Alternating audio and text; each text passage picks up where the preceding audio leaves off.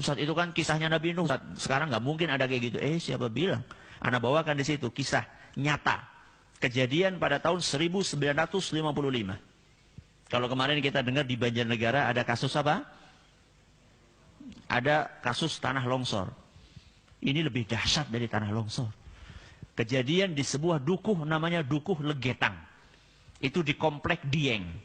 Dukuh itu apa ya? Dukuh itu bukan makanan, bukan. Dukuh itu apa? Bukan desa. Dukuh itu dusun. Dusun itu RW. Ya, RW. Jadi kampung kemudian dibagi-bagi lagi. Dukuh. Ya. Dukuh namanya dukuh apa tadi?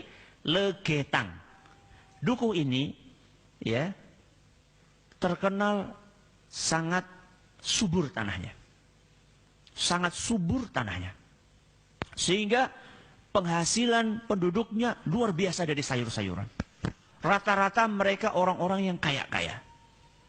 Setiap tahun panen. Di tempat lain nggak panen, di situ panen. Di tempat lain panennya dikit, di situ banyak. Di tempat lain kualitasnya jelek, di situ baik. Itu dukuh, namanya Dukuh Legetang. Akan tetapi subhanallah, berbagai kucuran nikmat dari Allah tersebut tidak membuat mereka bersyukur kepada Allah.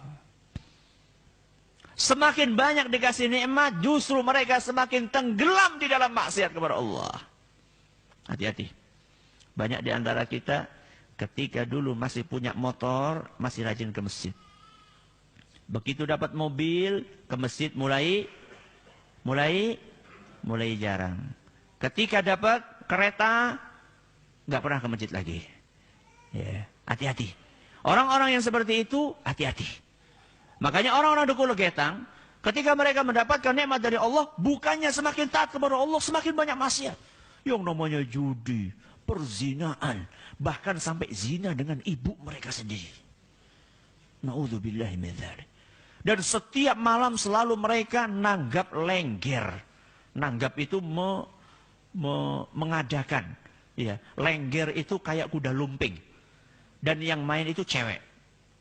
Dan akhir-akhirnya zina. Setiap malam seperti itu. Setiap malam seperti itu.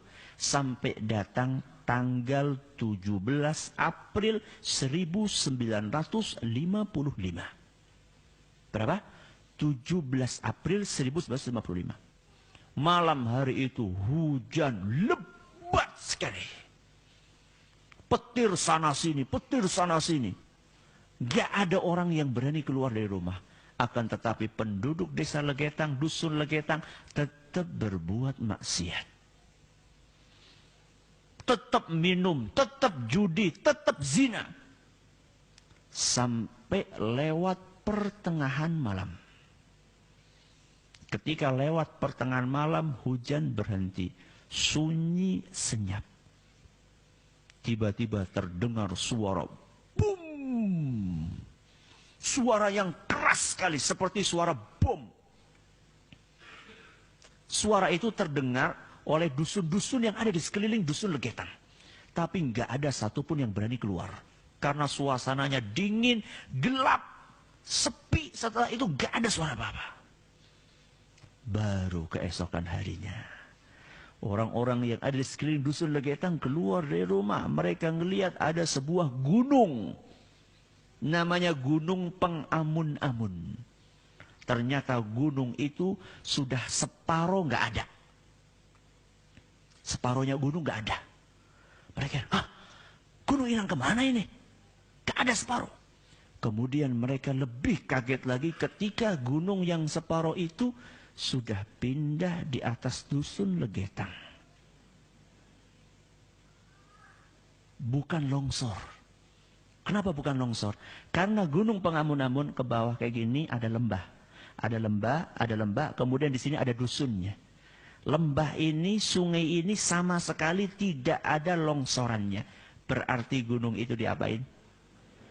Potong, diangkat. Siapa yang bisa ngangkat itu?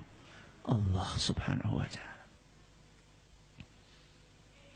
Maka kalau kita sudah tinggal di suatu komunitas, isinya di situ maksiat, Dan tidak ada yang mengingkari maksiat tersebut. Siap-siap. Siap-siap apa Ustaz? Pindah cepat-cepat. Ya. Kalau nggak ada yang mengingkari lagi. Tapi kalau masih ada yang mengingkari, berterima kasihlah kepada orang-orang yang mengingkari tersebut. Berterima kasihlah kepada orang-orang yang mau beristighfar kepada Allah. Walaupun dia orang miskin. Bisa jadi azab. Tidak Allah jatuhkan ke negeri kita ini. Walaupun yang namanya kemaksiatan di negeri kita banyak sekali. Bukan hanya kemaksiatan, kemusyrikan, kekufuran di negeri kita. Mungkin Allah belum jatuhkan azab kepada negeri kita ini secara umum.